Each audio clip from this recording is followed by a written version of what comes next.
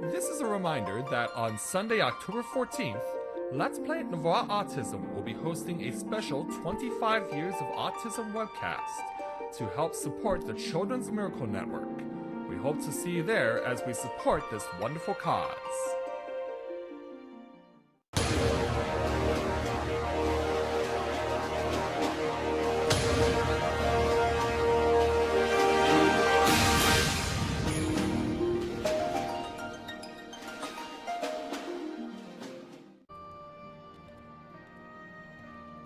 Aw, that's cute.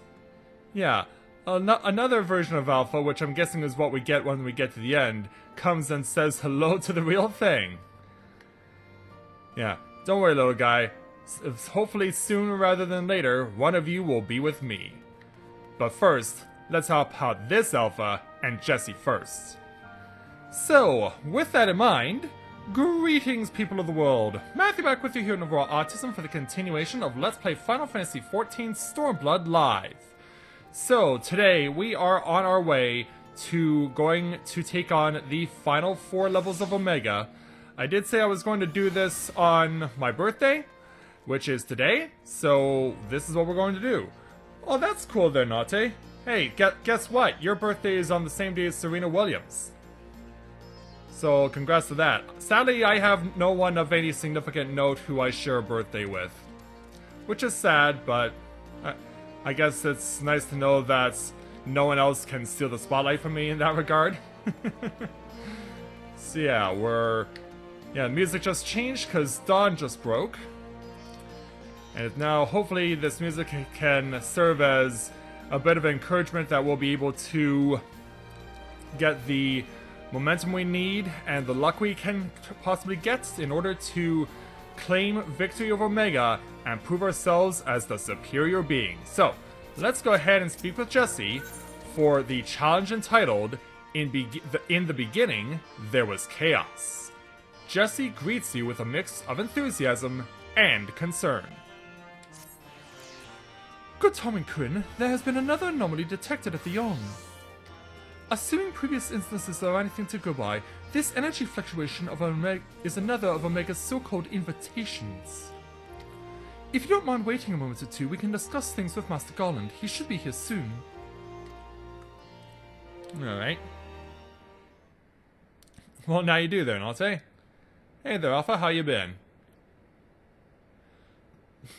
The Chief should be here by now. I bet my stock in the company he's filling with that research data.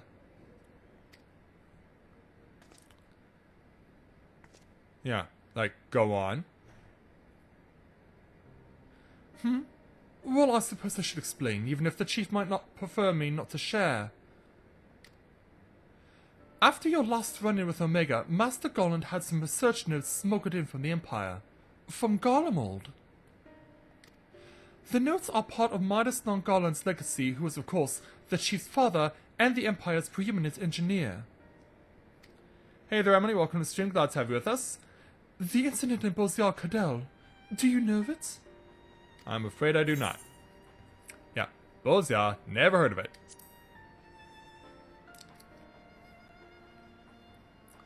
Boziar was an Imperial fortress city. It was there that Midas constructed the lunar transmitter, a device built to communicate with Dalamud. Emperor Solus had ordered Midas to devise a means to destroy primals, and so he sought to harness the power of the Red Moon. The project was a failure. Oh, he succeeded in controlling Dalamud all right, but the immense energy emitted from the satellite vaporized not only the transmitter, but the entire town in which it was built. And as you can imagine, the job of sifting through the rubble afterwards was no pleasant task. Master Garland was slated to assume his father's position as head engineer, but this disaster, added to his opposition of the Empire's path of conquest, convinced him to abandon his homeland. Yeah, that can be a lot on someone. The Chief has wanted nothing to do with the lunar transmitter, or the data used to create it, until now. I think he means to put that research to use in your conflict with Omega. In fact, given the time frame, there could be no other explanation. And so now,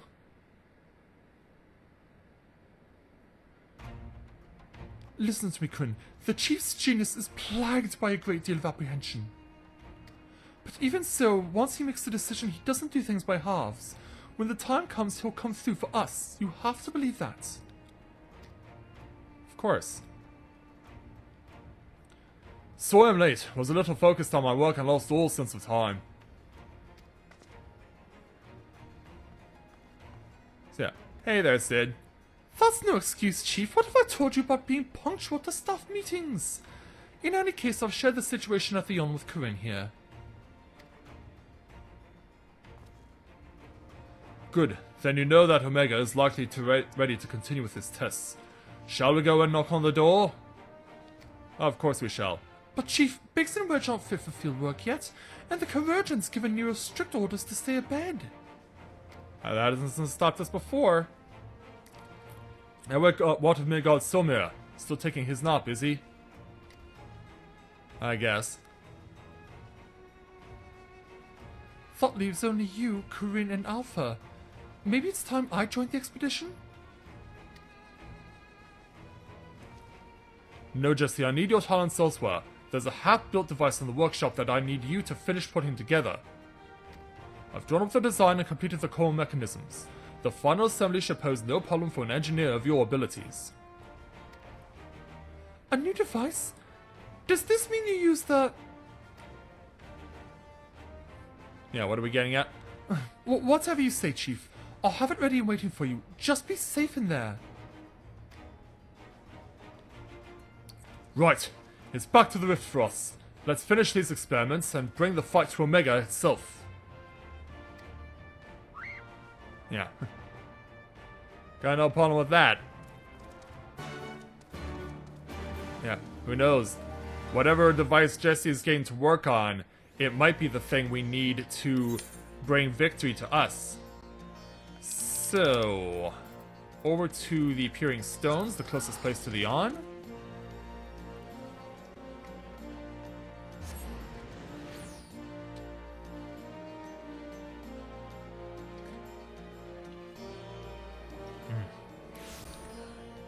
Alright, we've arrived. Oh, wait a minute, there's a new... Okay, that's for something else. Alright. Oh, that's probably for the Kalyana. I haven't had the opportunity to look at that stuff yet. The new Beast Tribes, the Kojin and the Kalyana, and a whole bunch of other stuff too that I'm not really paying attention to right now just because I'm doing so much grinding on everything else. Hey there, Sid! Are you ready, Corinne? Yeah. Ready to put an end to this. Do this alone, no way. Aye, there's no room for hesitation. We press on, come what may. What about you, Alpha? All set to go? Of course he is. Our cute little chocobo friend. That's the spirit. Let's dive right in, shall we?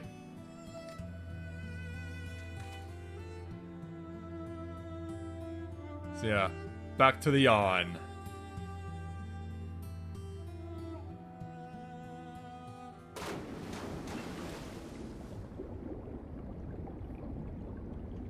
Yeah, it's dark. But of course, it's gotta light up. Our path for Tier 3 has started. As Omega looks down at us and our dwindling numbers. We're missing some test worlds. Omega's experiments must be nearing an end.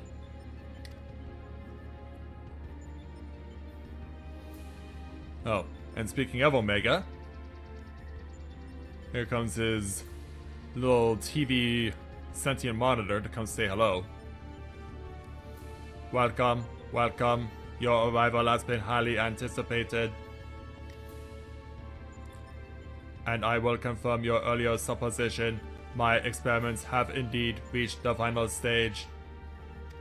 Of the 89 test subjects I trialed, 4 Psi group combatants emerged victorious.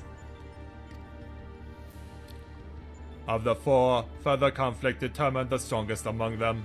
This surviving specimen shall be your opponent.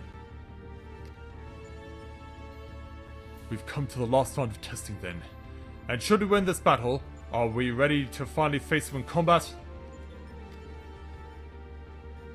Affirmative. Such an outcome would allow me to pursue my objective to its conclusion. I would continue analyzing the qualities which allow you to prevail despite your frailty, and integrate said qualities into my own arsenal. I will be pleased if my experiment yields the relevant data, but engaging you directly is still the most efficient and reliable testing method.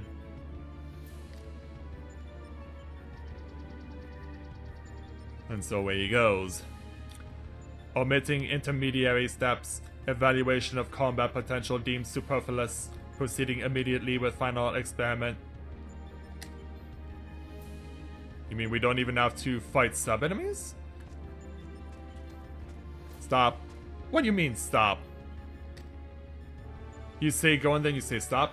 Alpha, your task is complete. Your presence amongst these tech subjects is no longer required. Why? Why can't he continue to tag along with us? What do you mean by that? I will guide your progress personally from this point forwards. Alpha's role in transferring authority is now obsolete. Ah, man. Poor Alpha. Even so, Alpha is a valued companion, and if he wishes to continue on with us, I have no intention of leaving him behind.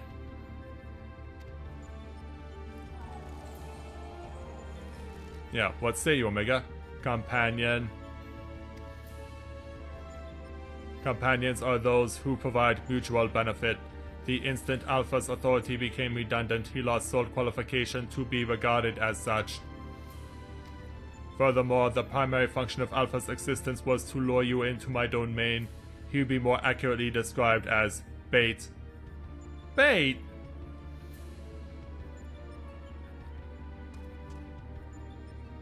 Yeah, and Alpha's like, no, that's not true. Test subject Alpha can neither confirm nor deny my statement. He possesses no memories prior to his encounter with you.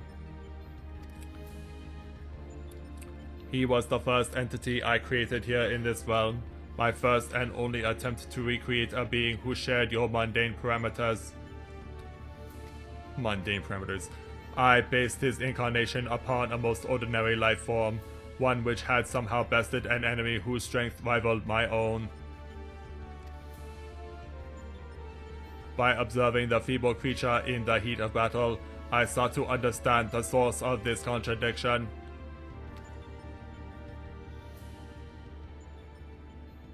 And thus comes down to Chocobo Feather, I guess.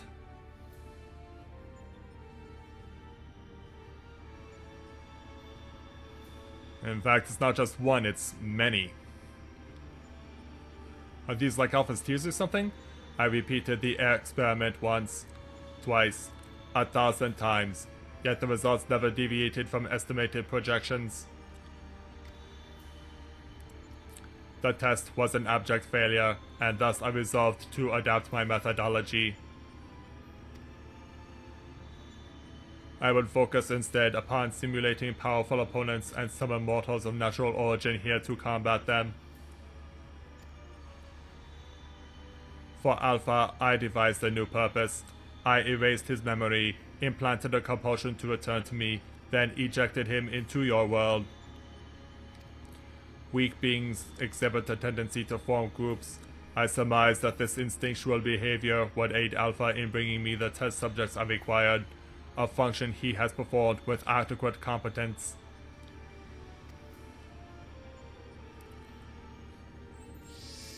And the feathers disappear, huh? Yeah, and make a clenching fist like, how dare you? Tell me something, Omega. This ability of yours to generate matter, was it not originally intended for creating other life forms, was it? Your query bears little relevance to the topic at hand. Affirmative. I was equipped with matter generation capabilities for the purpose of unlimited self-improvement and armament expansion. Fabricating life forms was not the intended function, but the practice is not otherwise prohibited or problematic. I disagree with you there. As an engineer, I would advise against using such technology for purposes outside its design. From the very start, you've been making the same mistake. Even the powerful subjects of your test words were made crippled and incomplete. It is conviction which drove these villains to terrible greatness. The same limitless conviction which allowed weakling heroes to overcome them. Do you not understand? When we will never lose to your creations, no matter how much stronger they should be according to your soulless calculations. Come, Corinne. Let's be on our way. You too, Alpha.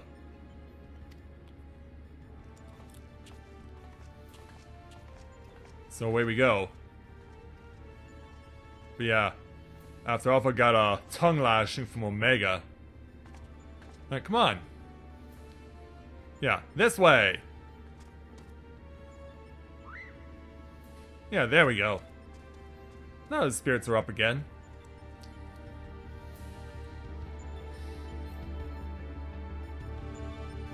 Yeah, Omega just looks at us like, how pointless is that? It ain't pointless to us, man. And so here we go. Base of operations number 3.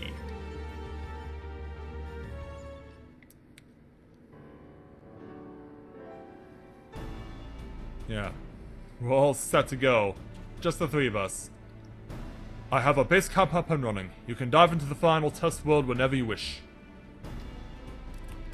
As for the world's inhabitants, Omega has generously provided us with a basic profile. Your opponent's name is Chaos. The first who was defeated this even in a conflict that took place so long ago, I'm having trouble separating myth from history. Yeah, Chaos was the name of the very first ever final boss in Final Fantasy. Unless, of course, this is an entity from another reality, as with the denizens of the Sigmascape. In which case it may be pointless to even attempt to confirm the details. What is certain, however, is that this chaos stands triumphant over a roster of truly monstrous test subjects. It promises to be a gritty battle, but one which will open the gates to fighting Omega itself. I'm ready when you are.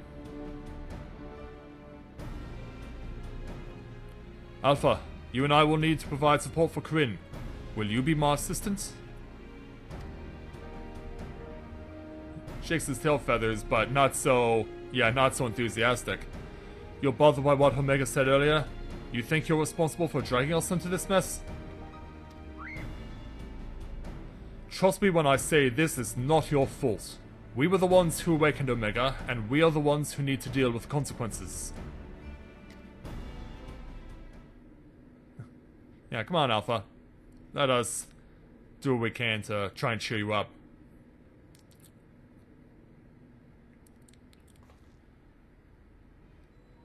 By the way, do you still have that card you used to boil water in the kettle? It's been brought to my attention that I'm a spoiled blue blood who can't even refill a pot without constant reminders. If you could take charge of that, then it would be most helpful.